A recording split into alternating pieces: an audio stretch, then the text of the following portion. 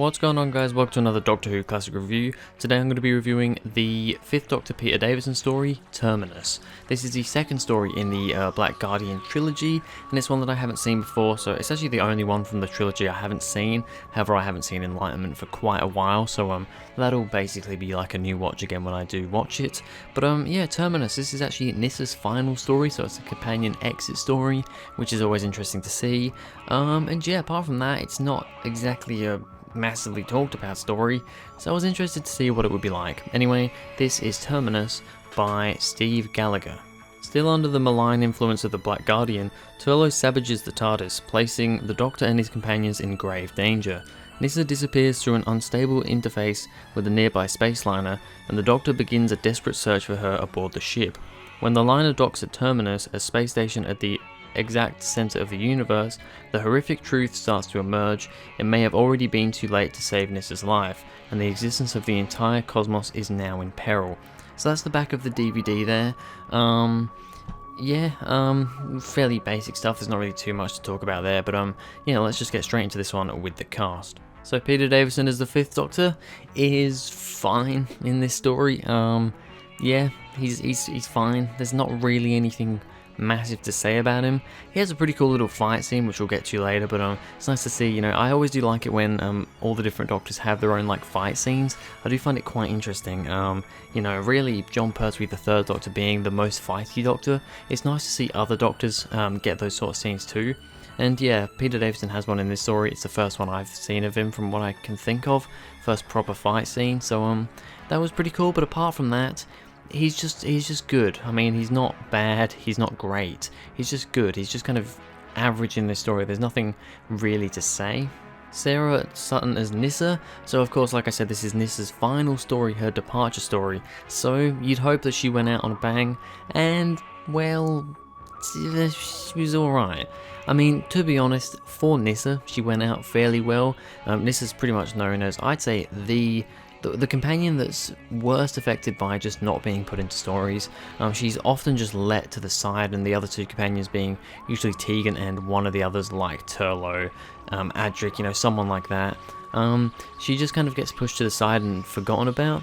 In this story, she's a lot more of a focus in this story, but she doesn't really still do a lot. I mean, she gets sick when she goes aboard the ship and aboard Terminus. She gets sick, and it's kind of all revolving around that, but you know, about that kind of disease, that virus. But she still doesn't really do a lot. She's just kind of sick, and that's just the thing. It's like, oh, we've got to save Nyssa. So she really doesn't do a whole lot in this story either, which is disappointing. But I mean, to be fair, I'd say that it was a fairly level playing field with all the companions, because then we've got Janet Fielding as Tegan Javanka. Tegan's usually the one that I'm not the biggest fan of. I don't love Tegan, I don't hate her either, but I'm not the biggest fan of her. She's just like, she's an alright companion, but she seems to always get the most love and get the most to do. In this story, yeah, not really. She doesn't get a whole lot to do here, no more than Nyssa, I'd say. So I mean, yeah, she's just kind of there, she's alright. And then Mark Strickson as Visler Turlough. I don't know how to say his name, just call him Turlough. Visler Turlough, I don't know, it's just Turlough. He surprisingly actually doesn't get as much to do as I would have thought either. You know, with this being the whole Black Guardian thing, and him being, you know, the center of the thing, because the Black Guardian is trying to get Turlough to kill the Doctor. That's still going on in this story from Mordrin Undead. But all things considered, there's not a whole lot of that in here. It just kind of pops in now and again. But I mean, yeah, once again, Mark Strickson as Turlough, he's fine. Alright, so on to the good and the bad, starting off with the good. Tegan and Turlough's bickering. I love the bickering at the start with Tegan and Turlough. It's just so funny, you know.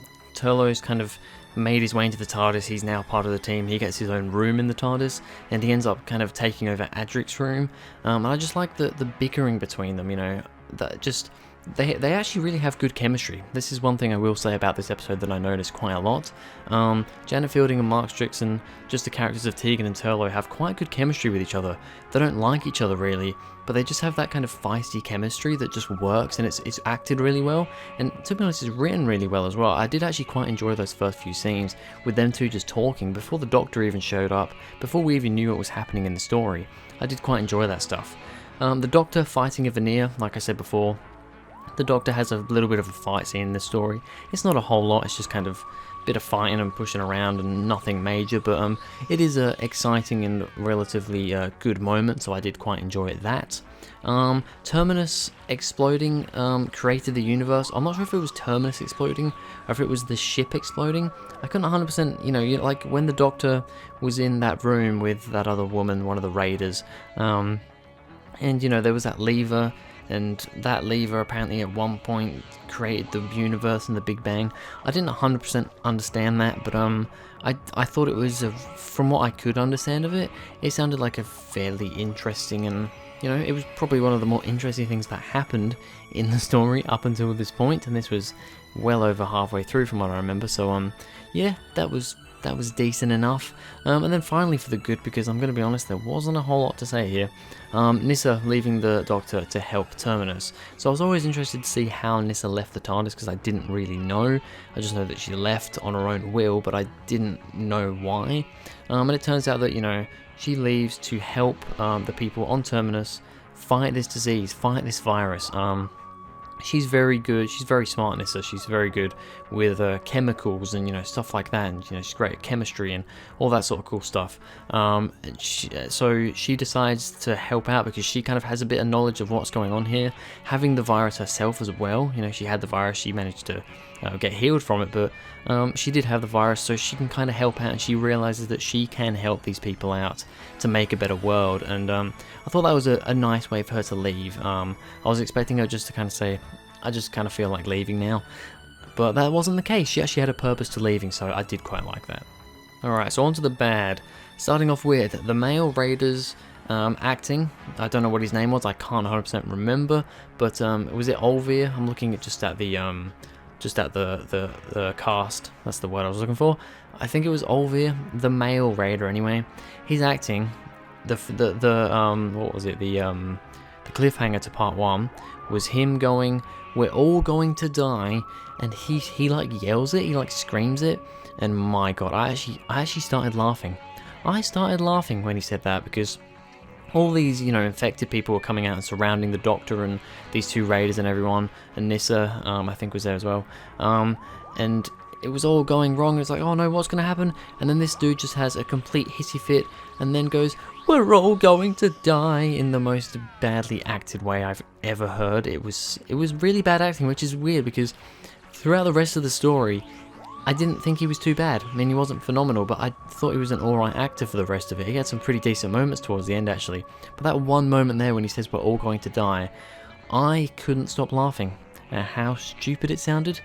It just really, bad acting does it for me quite, it really does something to me, and that one was just like, oh, okay, I wasn't expecting that. It was just a bit of a funny way to go, because it was, "We're all going to die," in this really hilarious, over-the-top sort of voice, and then a zoom in on Peter Davison's face. So it was a pretty hilarious cliffhanger for the first part, I'll say that. Another disease threat, like Mordrin Undead, this is something I found quite interesting. So Mordrin Undead, which was the episode before this one, I reviewed it a couple of weeks back, or quite a few weeks back now. The main thing with that was that there was this kind of virus, aging virus, but then there was also there's all this weird stuff going on. I can't really go into it right now, but there was a virus, a disease of sorts, and that was the main thing with the story and these people. But then these people, they wanted to die, from what I remember. They were like, they were sick of this way of living and they just wanted to die. Whereas in this one, it's just like, it's a bunch of people that have this disease, they want to be healed, they want to be better. But once again, it's another disease-based thing, which I thought, like, that's kind of weird, because we literally just had a story completely based on disease and virus, and now we've got another one straight after. Yes, it's slightly different, it's a different sort of disease, it does different things, but it's still another disease thing. I don't know, I just thought that was a bit lazy. Maybe it was just a coincidence that one writer made one thing, one writer made another. They just happened to kind of come together. I just thought it was a little strange. I don't know. Tegan and Turlo spend most of their time just walking around. This was one of the main things. We cut from the Doctor and then to Nyssa, and then to Tegan and Turlo. The Doctor's doing some fairly interesting stuff, he's fine. Nyssa's, you know, sick all the time, and she's kind of with the other Vardens, or whatever, Veneers, not Vardens, that's from another story, Veneers, so that's kind of interesting what she's doing there. But then Tegan and Turlo are just kind of walking around the corridors, just doing stuff. Now and again, he goes back to the TARDIS and stuff like that, and he gets the Black Guardian talking to him now and again as well. It just feels like most of the time we just cut to them, we cut away from interesting stuff to have them just walking around a bit, which is a bit disappointing. And then finally, the Black Guardian plot feels, to be honest, just a bit thrown in with this story.